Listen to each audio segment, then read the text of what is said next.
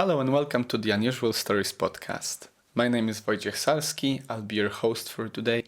Before we start, may I remind you, if you'd like to support this podcast in any way, the best is probably to share it with your friend or maybe click the follow or subscribe button below and, stay in touch, get updated weekly on the new podcasts coming out.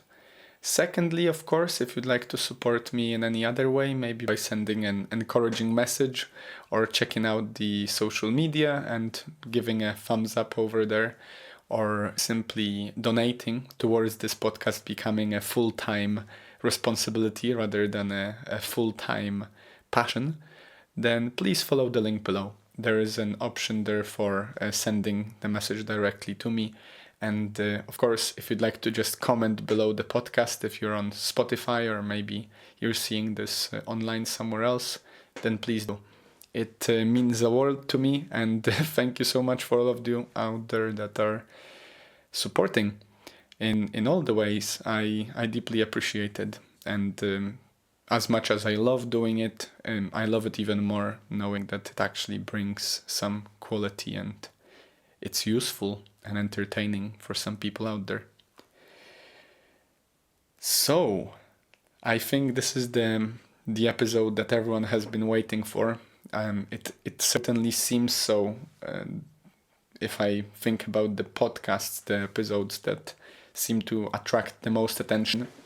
As of today, the top podcast episode for my podcast, at least on Spotify, I don't see data for all the different platforms, unfortunately, is the Tibetan Book of Living and Dying, which is very tightly chased by the greatest episode of all time, I think, because for a long time it was the GOAT on its own, was the episode about the book by David Hawkins called The Letting Go. Letting Go by David Hawkins. So, taking this into account, I promised you earlier, before this season started, I don't know if you remember, that I'll do at least a few episodes on the different books that David Hawkins produced. And I thought it's only suitable to start with the one that definitely had the second greatest impact on me in comparison to Letting Go. And I've read it twice before. To be honest, I was thinking whether I should get myself a copy and read it again just before the episode, but I thought I'll do it after. I just couldn't find the time for it as well. I'm reading two different books at the moment. So I took out my notes, and I've also looked online for the Map of Consciousness, which I'll share with you, and I'll edit it into the episode. So this might be the first ever episode that actually has some visuals on them. And maybe before I start, I'll just say a few words. So if you remember, the Letting Go book is one of, I think, 7 or 8 books by David Hawkins, who, at least from what I've gathered, appears to be a gentleman who studied different theologies and philosophies and followed some spiritual practices from all over the world, and attempted, hopefully with some success, to map out the states of consciousness, a sort of a map. He charted a map of levels of consciousness. And in Letting Go, the introduction to it all is quite friendly to begin with in terms of the reader's ability to understand, while Power versus Force, which is the book I will be discussing today, is a bit more practical, a bit more, one could say, scientific, even though it is interesting how, the science here is very much so applied to a spiritual sphere. And personally, I don't think science is that far off from philosophy or belief, religion, it might just have different ways and a bigger emphasis on the proof of concept checking. Anyway, the books that David Hawkins creates and offers us, and he did at this point, I believe he's dead, are usually discussing the progression of one's consciousness, the different approaches and attitudes that may shape the way you act, and also can explain why you act the way you do, and we'll delve into that in a second. And most importantly, I think it allowed me and some of my other close friends and family members, about which I'll talk later in the podcast as well. It allowed a certain simple to use everyday tool, a technique, if you will, which can help us in becoming more calm and maybe more fulfilled in life without necessarily changing extremely or at all the outside world. And I'll talk about this dynamic later on as well, because there is a big philosophy on changing within so you can change without. And we've talked about that extensively in a number of different episodes by now. I think this is one of the main inner philosophy that seems to resonate with me deeply. So, in terms of where I would like to start, I think it is only fair to show you first the map of consciousness, which I'll pop on the screen in a second. And we'll briefly go through the different levels, and as well I'll sort of give you some ideas and concepts to think about in relation to this map of consciousness, the levels on it. So in terms of the different levels, there seem to be three areas, or sort of, I don't know, three categories in which all the different levels are sort of catalogued. The bottom of this, in a way, one could say a pyramid maybe, or a scale, I think a scale is a good way to put it, is the paradigm of survival. The paradigm of the lower energy and the negative emotions being the main driving forces behind people's behavior. And it is in this realm of survival where force, according to Mr. Hawkins, is the determinant driver of one's behavior and activity. Then, once we get over this most important, I think, stage of the map, which is at the level of courage, at 200 points, and the scale is from 1 point to 1000, so you can imagine it's still quite low on the scale, but this is the first sort of positive driver, and that is essentially positive in itself, according to Hawkins, is the start of the category of reason and integrity. So in those areas, in those emotional states, the emphasis is put much more on inner work, as well as sort of acceptance and a more positive outlook on what is going on outside of oneself. And there are 5 levels at this stage. And an interesting thing to note is that according to Hawkins, no one is able to go up on the scale of consciousness on average more than 5 points in one's lifetime. And this philosophy fits greatly into the idea that we are all souls, sort of living through life so we can learn a certain lesson, and then the soul will be churned out again into some other existence, and yet again try to learn the lesson so it could go up on the scale.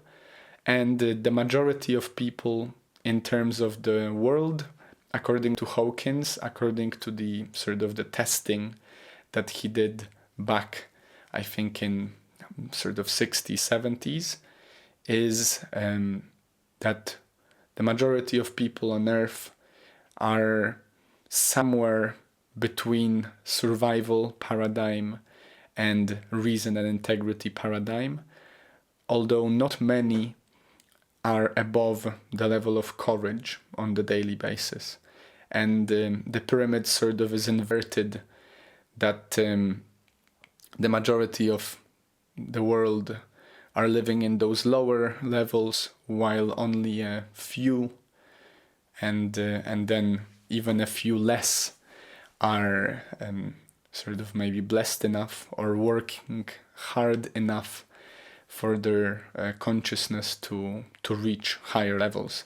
And then above the reason and integrity category, we can find the ultimate spiritual paradigm, which contains 4 levels, and the top one is the level of enlightenment, and this is the level of all the great sages and sort of spiritual leaders of this world. So if you think of any of your religion or philosophy of life to such a great extent as, let's say Judaism, Islam, maybe Hinduism, Tibetan Buddhism, or Buddhism in itself, Taoism, or Christianity, all these great avatars such as Christ, Buddha, Muhammad, and all the others, according to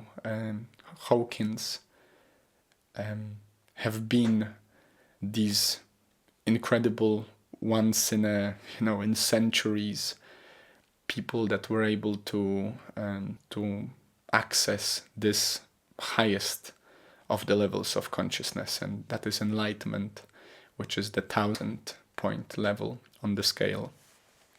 And so these are the 3 major categories. And now I'll just share with you briefly the main sort of the name of the paradigm of each, and also the main emotion which drives one's activity in these paradigms. And as you can see on the map that you can see on the screen right now, if you're listening to it on your phone, then maybe this is a good moment to just pick it up for a second and look it up, or you can always Google it later. Just type in Map of Consciousness, David Hawkins, and you'll find it. These are the different levels there. And so the lowest of all is the level of shame, at which the major emotional driver of one's activity and a sort of filter through which one sees things around them is humiliation, the emotion of being humiliated by the world, by oneself, by those around them.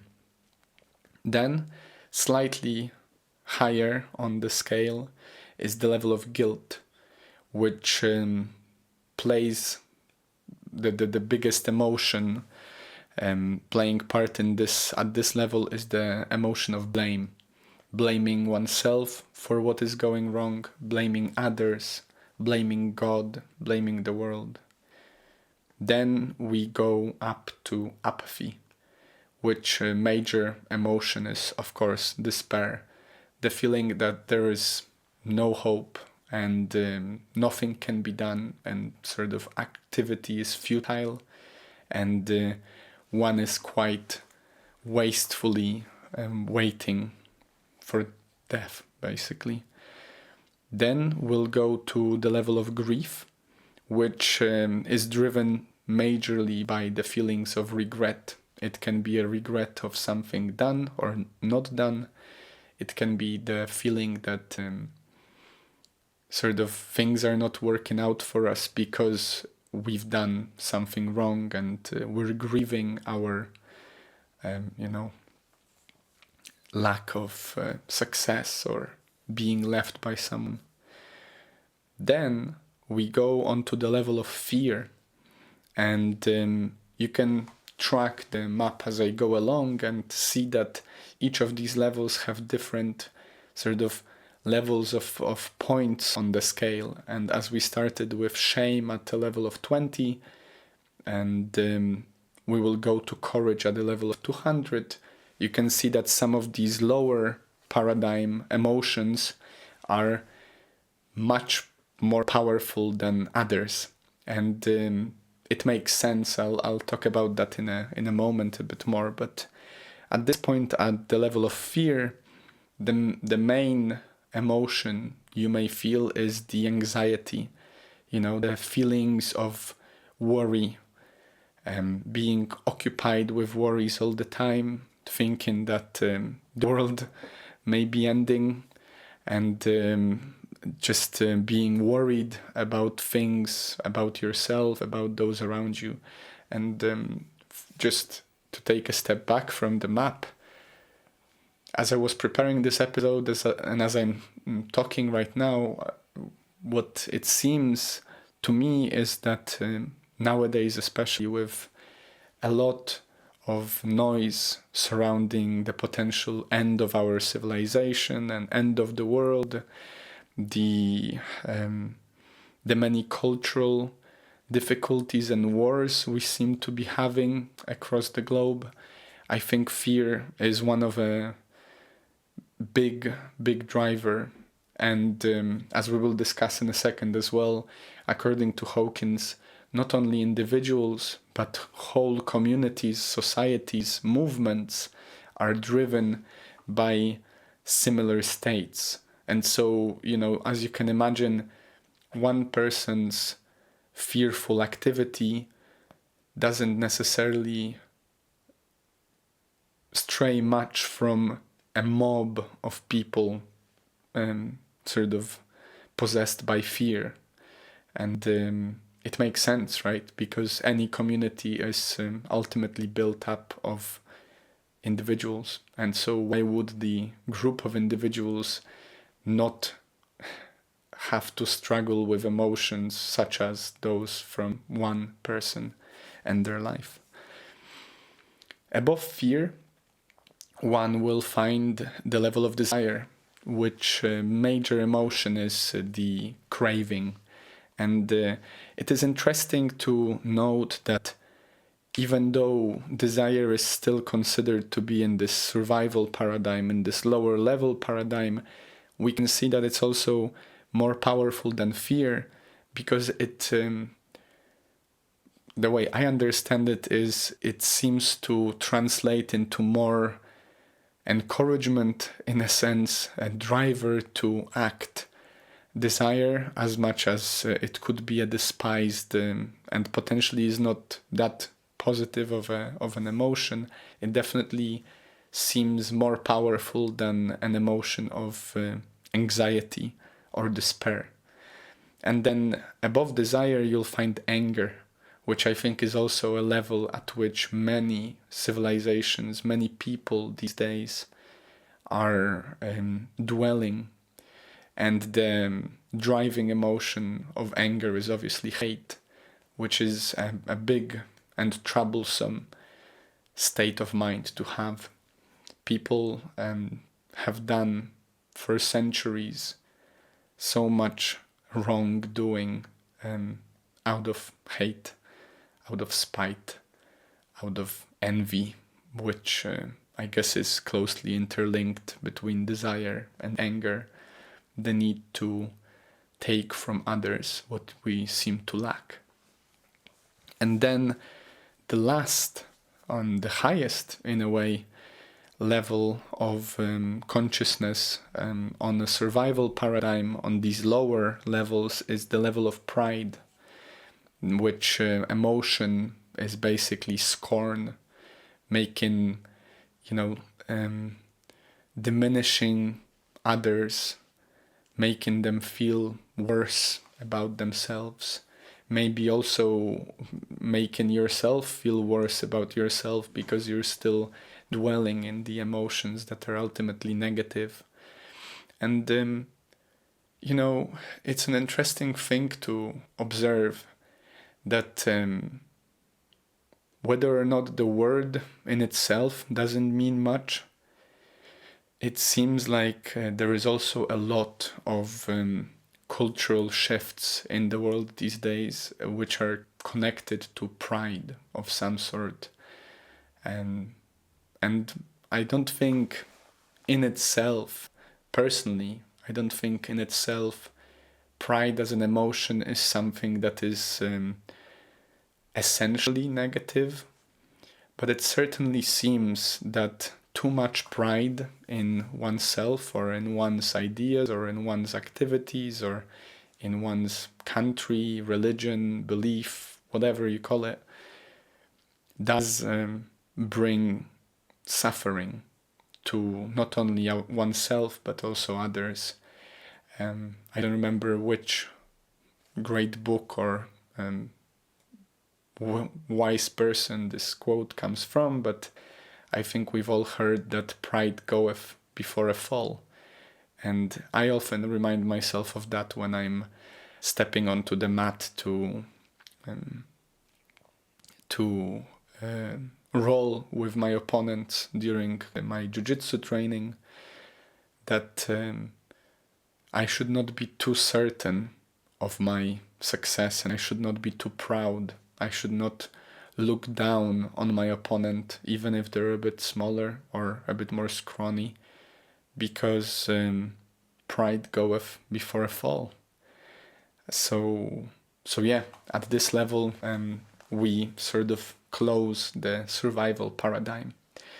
And for context, before I go any further, you can start thinking of these levels as you consider what kind of emotions do you tend to live with on a day-to-day basis. And as you look at the map that I'm gonna show you on screen from time to time, or if you Google it, you can consider whether these emotions that you're having and the way in which they play out in your life could indicate at which level do you seem to be dwelling. And first and foremost, it takes a certain level of courage to ask yourself that. And therefore, courage is the first level on the reason and integrity category paradigm. And it's also the first level that David Hawkins points out as the sort of breakthrough level of positivity, and the first level where one starts working with one's power rather than acting out of one's force. And we'll elaborate on that in a second.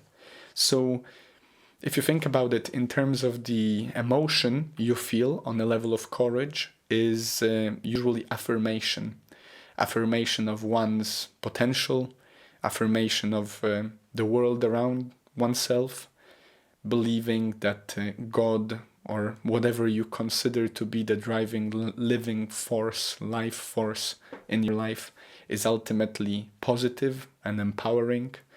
And it is also the first level when you do feel empowered to act.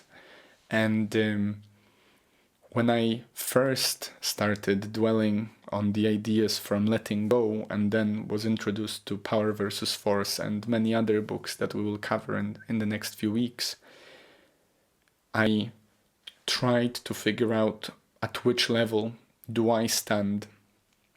And I found myself often thinking, sometimes I seem to be at the level of pride, sometimes I feel to be at the level of anger, but then oftentimes, luckily, blissfully, I assume, I feel myself to be at the level of courage.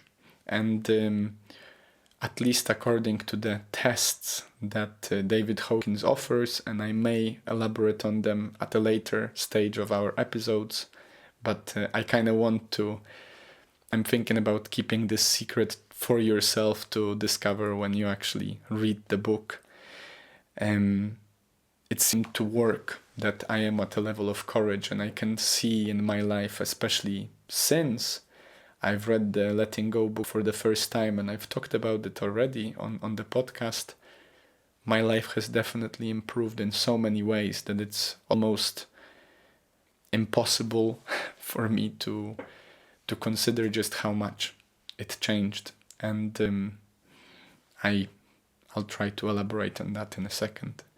So above the level of courage, as you can see, we can find the level of neutrality, at which trust becomes the main driving force. The emotion you feel is the trust in yourself, trust in the world, trust in God, trust that everything's going to be okay. And then a level more is willingness, and the driving emotion at this point becomes optimism, the feeling that everything will be just fine, everything is just fine. And then we go into acceptance, which is a huge leap according to David Hawkins, and not many people manage to get to the level of acceptance. And the biggest challenge here seems to be that we need to forgive, and forgiveness is the major emotional driving force, power, if you will, according to Hawkins at this stage. Forgiving yourself, most importantly, forgiving those around you, being able to automatically forgive the wrongdoings, the suffering, the difficulties, the challenges. And a moment later, if you do overcome this level as well, you can get yourself to the highest level of reason and integrity, which is reason itself. And an interesting thought that I remember from reading the book is that according to Hawkins, people such as Einstein or Goethe appeared to be at the level of reason, which is very powerful and a high level of understanding. And understanding is the main emotion here. And the greatest challenge for those that do dwell in the level of reason is the abandonment, the acceptance that even though the world can be explained by reason, not everything will be explained by reason. And according to Hawkins, this is why Einstein, for example, never managed to overcome that level. And then finally, on the highest of the categories, as I said, the spiritual paradigm, you'll find 4 stages, 4 levels. The first one from the bottom is the level of love, at which the main emotion you feel is reverence, the ability to be overcome with the beauty of the world, and the ability to love oneself and others unconditionally, which, as you can imagine, if you've ever tried to love oneself or others unconditionally, is quite a powerful thing. It is for a reason, I think, that the Beatles sang that all you need is love. Then we have the level of joy, which is the serenity. And at the level of joy, David Hawkins points out, and I think it rings true to me, so I'm sharing it with you.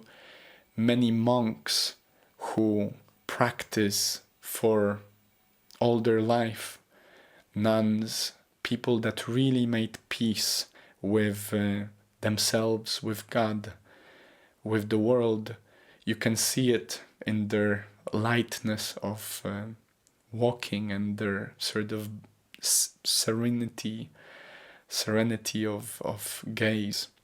And just above that level is the level of peace itself, which is the bliss, the emotion of bliss, and feeling that everything is as it is, as it should be. And according to Hawkins, being at the level of peace and at the highest level, the level of enlightenment, which comes just after, it is very difficult. It's quite challenging, really, to be, sort of a part of the usual everyday contemporary society that we know.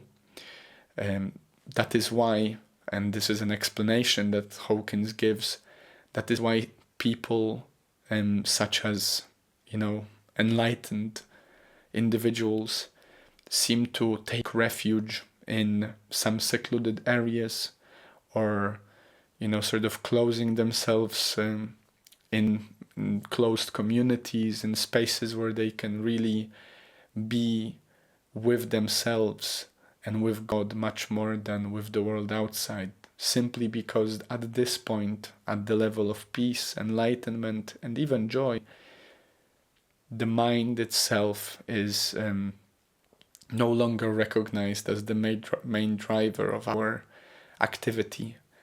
We are no longer engaging with the thoughts in a way that us ourselves right now are engaging with them. And so the enlightened ones usually take refuge in places away from the noise of the world and commit themselves to the work for God, or for, whatever they consider to be the enlightened role. And potentially they would probably tell you that it's not theirs to choose as well. Now, in terms of looking at this, and obviously I think it is fair to say that you should be hesitant to just take it at the face value. I would encourage you to consider it for yourself and be very critical about the consideration. Do not take any of my ideas or those of others as your own until you do feel they resonate with you and they ring true. And I think that's also a part of self-development and self-understanding, to really feel and know what you resonate with.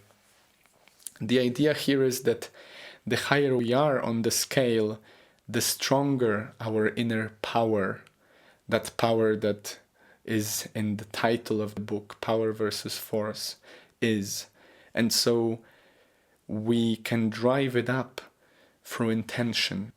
We can intentionally change our state, and over time, by applying some techniques I will talk about in a moment, we can try and strive to achieve a higher level, or at least dwell at a higher level.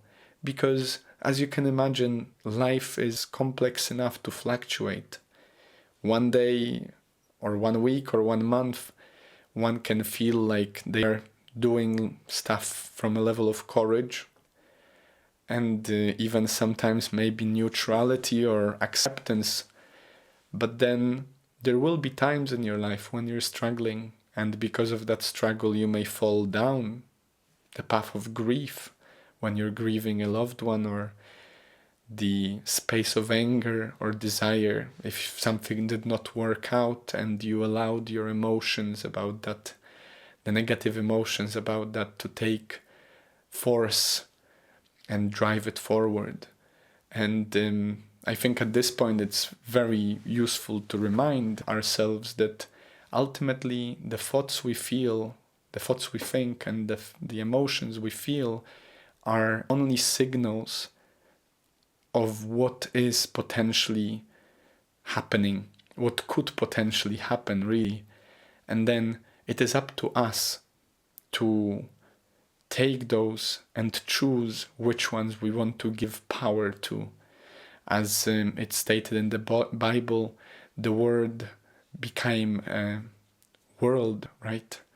You speak the world into existence. And this idea here is that if you feel an emotion, and if that emotion is not necessarily the emotion you would want to feel, you have the ability to take a step back, to allow it to ring, but to not give in to its form. Not all of the thoughts you have are good for you. Not all of them have to be yours. And I think this is a main philosophy part of what David Hawkins and many sages across the universe, I assume, have been teaching us.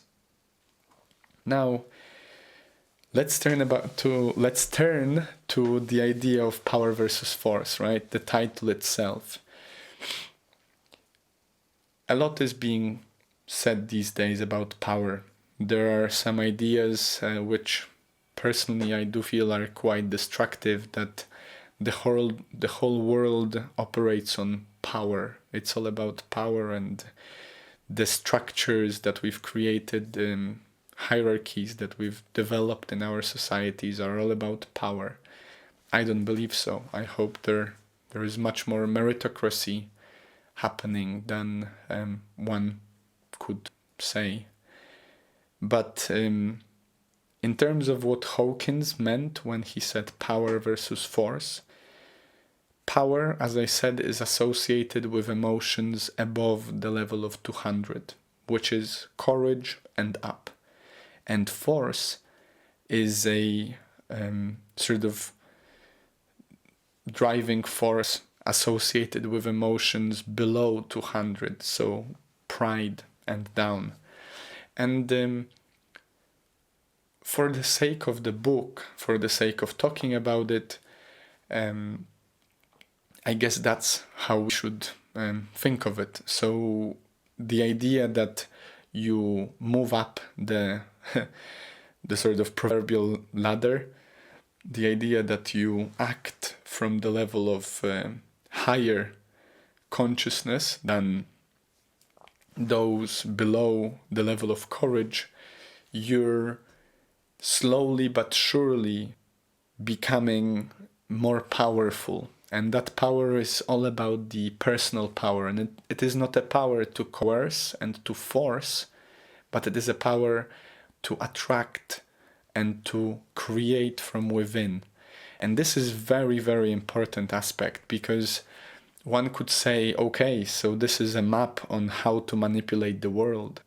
And the quick answer is not necessarily, not at all, really, because the force, which is the driver of coercion, of manipulation, of basically submitting someone to one's will, is only applicable to the levels below courage. Because at the level of courage and above, one takes first care of oneself to become better, and by becoming more powerful within, more attractive as a person, one can attract a better life. And so people agree with you more because you emanate the energy that is positive, the energy that doesn't take away from others by being, and the energy that allows others to be as they are, which I think is very empowering. And I can see that about my life, and I don't know, I've been working with these ideas for a few years now. I think Letting Go I must have read in 2020 or 2019 even, I'm not sure. And I reread it a couple of times. I read Power versus Force twice. I read other of these books again and again, and it seems to me that it's true. I do feel much more positive about life, and therefore I seem to have more positive experiences. And this is a very important part here. The perception is a good indicator for you on what level you are on. So if, for example, I'm at a level of fear and everything I think about the world, the state of the world, politics, finance, my relationships, my friends, myself, if I'm seeing examples of how everything is scary and the world is, in dismay, disarray, and I am struggling because of fear, and fear is what I see, that's probably an indicator that I'm looking at the world from the perspective of fear. Because the way you expect and the way you perceive the world will decide on what you see. It's kind of like putting on goggles or glasses or a filter that you send your subconscious thoughts and your conscious thoughts, when you accept with those that seem to represent fear, a signal to pick up and confirm. This is our confirmation bias at play. Confirm what you think is happening. And so, a good experiment to do is try to go around for the next few days and look for red cars on the street. And for the first and second day, you may be like, oh, this is, nothing at all. I'm just looking, I'm seeing some cars, whatever. If you train your brain to see those cars, if you give your brain and your subconscious mind the sort of the guiding principle of find me as many red cars as possible, I can promise you, and please check it for yourself, you will start seeing more and more red cars. It's very similar to recognizing your parents' car, for example. This always rings true to me. There is a certain car, Honda, we have at home in Poland, and this car has been with us forever. I remember I was 6 or 7 years old when we went to a different city to pick up this car, and it was a whole, big trip. I see those cars all the time. If it's coming by, I will notice it because I've trained myself over these years to recognize this car as, relatable to me. It's my family car. And even though I may be in Edinburgh, which is obviously not a place where I will see a Polish car, especially that we drive on the other side of the road, just by this expectation of seeing and this filter that I've developed, I will see it. And in the same way, if I'm training myself to see blessings and good things happening to me every day, I will turn my brain to pay more attention to what went well and what happened good than that what didn't work out. And a good practice for this is start writing down every day 5 things you're grateful for today, or 5 things you did well, or 5 things that worked out for you. And you'll see, first, second, third, maybe even 7th day, you might be struggling a little bit to figure it out. But over time, your subconsciousness will notice that you want to find it, and so you will. And this is an important part to this whole map of consciousness. You become what you think about most of the time, right? That's, I think, what Emerson said. And so by surrendering the emotions from a lower level, by allowing them to ring out, if you're feeling angry at someone, acknowledge that emotion, recognize it as something that is happening, but then accept and don't allow it to become you. You can feel angry for a moment, but you don't have to be angry.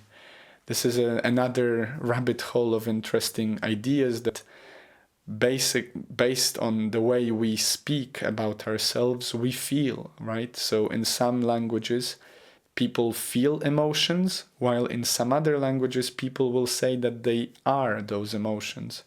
And depending on how you talk about this, you will find that you have a more or less intense experience. I try to catch myself every time when I'm saying I am angry, I am upset, I am worried, because I feel that those are less powerful words than saying I feel angry. It's a state. I feel angry at the moment. But then a moment later, I'm not going to be angry. I'm not going to feel angry. Whereas if I say I am angry, it seems to suggest that me, Wojtek, is angry. And I sort of identify with this emotion, so I give it more power, more force. So I know it might be slightly, confusing. Maybe it might sound a bit absurd. I would encourage you to try and then maybe read the book and revisit whether or not this is something that you'd like to take on board, or maybe you'll disregard it. It's not for everyone, right? The other ways that we can increase our level, our power level, or at least overcome the force and become powerful, is by sitting with our emotions, the power of letting go, so the power of observing your emotions and letting them out without giving them power. Meditation helps a lot because, as we've discussed a few times before, it sort of lengthens this space between the signal of an emotion or a thought and you actually acting out on it. And that's a very important thing to take into consideration. Similarly to the way you perceive things. If you feel yourself perceiving something as wrong, but you give it time to pass before you act upon it as if it was wrong, then it might have not been wrong at all, right? Because you've allowed that one thought to pop up, and like a cloud, it just went past and you continue. Understanding your motives and understanding why you do what you do is a great use to help you with these levels. And then finally, forgiving yourself and others. And I know just by forgiving yourself and for your mistakes, or others for what they've done to you, might not straight away transform you into the level of acceptance, but it certainly picks up your vibration by eliminating some of that residue, some of that poison that you've been carrying around with you by not letting go of the emotion of anger or frustration or sort of blame that you've been carrying around for whatever reason.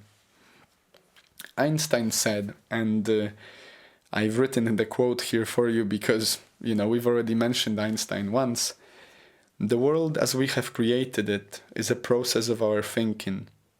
Change your thinking and you will change your world. And this is ultimately what I think David Hawkins and this philosophy seems to point out to. And I think it is in line with pretty much every philosophy and spiritual practice and religion out there.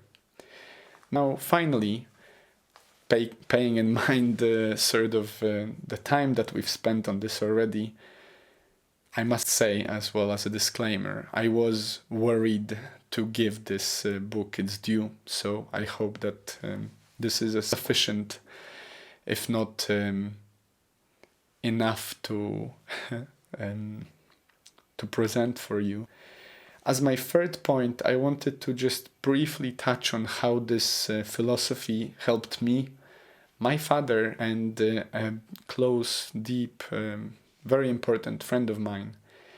I don't know if I mentioned it to you before on the podcast, but I think at this point it might be a good moment for it. I was brought up Christian, right? And so technically I am at least Christian in upbringing, let's say.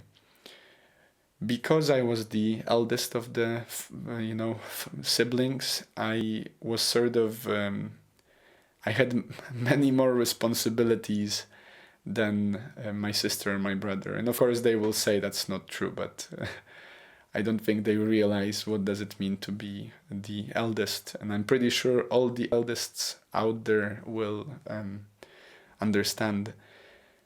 And there was a point when my father would go to church religiously every week, basically.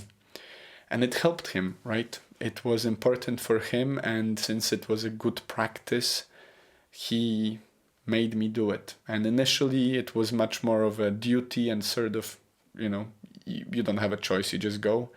Sometimes I was forced to go. Over time, I felt like I will be guilty not to go because, it's good for him to be with someone else. And my sister would often say no. My brother was too small to care. My mom would stay home, but she was quite laid back about it. And then my father really wanted to go, and he wanted me to go as well. And so around the time when I did my confirmation and then finished high school and went to uni, I also pretty much abandoned the idea of religion all over. I was quite tired, basically, of being sort of blackmailed emotionally, or at least I felt I was, into going to church, and I didn't agree with what the church in Poland was representing. Most importantly, I didn't agree with the institution itself. And so I sort of, being young and quite silly and inexperienced, of course, I just I disregarded religion whatsoever. I thought it's it's nonsense, and of course a residue of what I've heard and sort of observed stayed with me. I had some of the morals that Polish Catholicism seems to propose, but for the most part I went against it, right? I sort of had my little fit and decided not to care about church anymore. About religion, most importantly, or about spirituality. And then I went to uni, and at uni I met, a bunch of different people. I grew up in many ways. I've definitely found myself in the way I had to deal with the world without my parents and sort of the safety net around you all the time. And I also, at some point, out of curiosity, maybe out of boredom, maybe out of feeling stupid that I didn't, I picked up the book Letting Go, which a friend of mine lent me actually. I borrowed it from her, and I didn't read it for like a year, and then I felt very stupid about it, and I was coming back to Poland for Christmas, and I felt like I should give back the book to my friend when I come back from my Christmas break. But obviously I felt really stupid because I didn't read it for so long. And so, out of respect to her and out of self-respect, I made myself read the book for the first time during one day trip from Aberystwyth, from Wales to Poland. And so it took me around 7 hours, which is probably around the same number of hours that I was traveling overall. And then when I arrived to Poland, I even made a point of reading the additional 20 minutes just to make sure that I finished it all in that day. That was my promise to myself.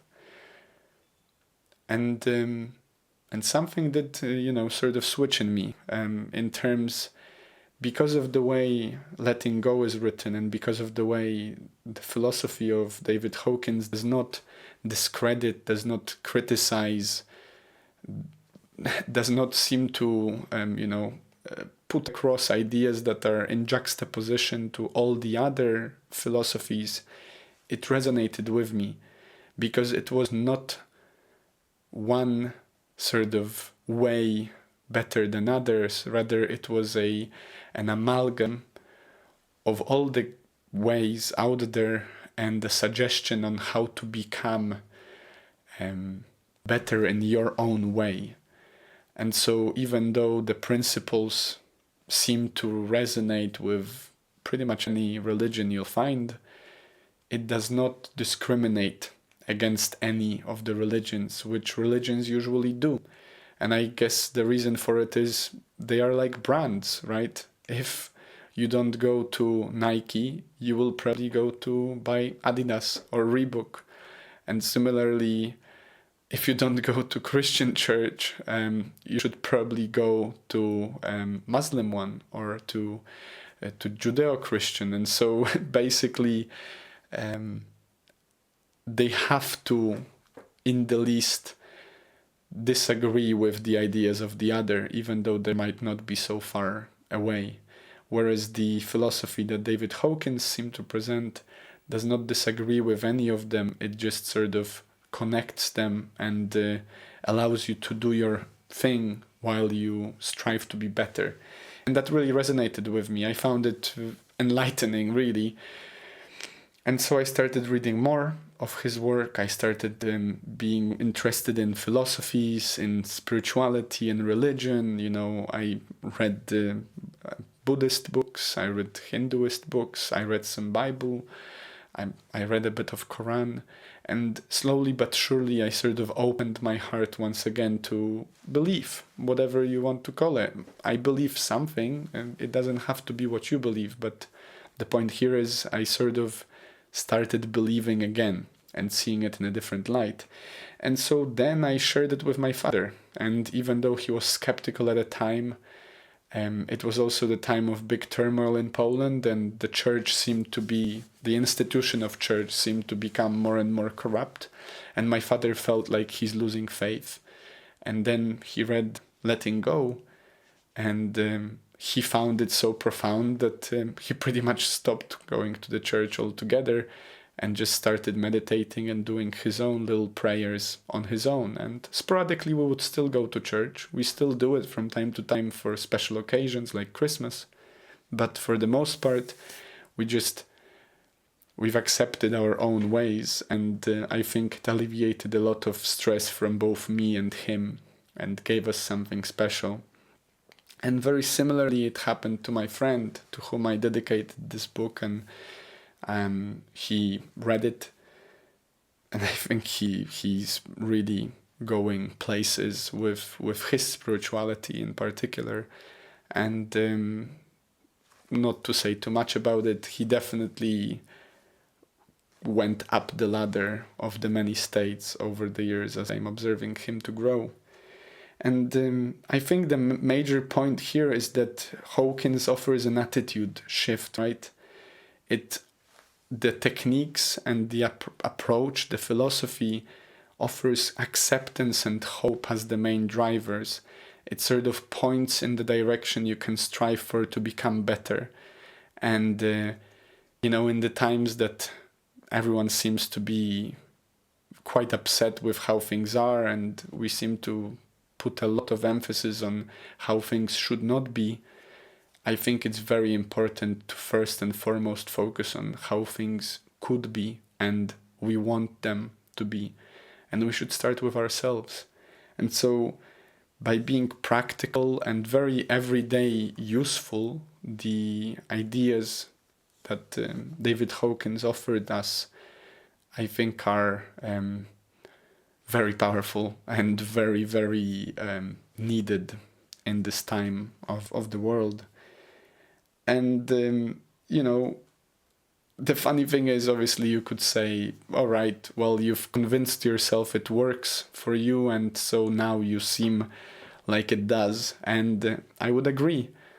As we've talked about this perception about these glasses that you wear, by convincing myself again and again every day that I'm doing something right, that I'm being truthful, that I'm being good, that I'm being blessed, that I'm being healthy and happy, slowly but surely, maybe I convinced myself. And my point to you as a defense of this would be, if something works for you, why break it, right? Ultimately, if we're talking about this here, if we're thinking about these ideas and you are already where you want to be, fully, 100%, no problem. Continue on your journey as you do. But if there are ways in which you want to change your life, then I would urge you to keep looking for approaches, attitudes, and philosophy, ideas, and techniques on doing so. And ultimately, as per usual, this is once again what this podcast really strives to do.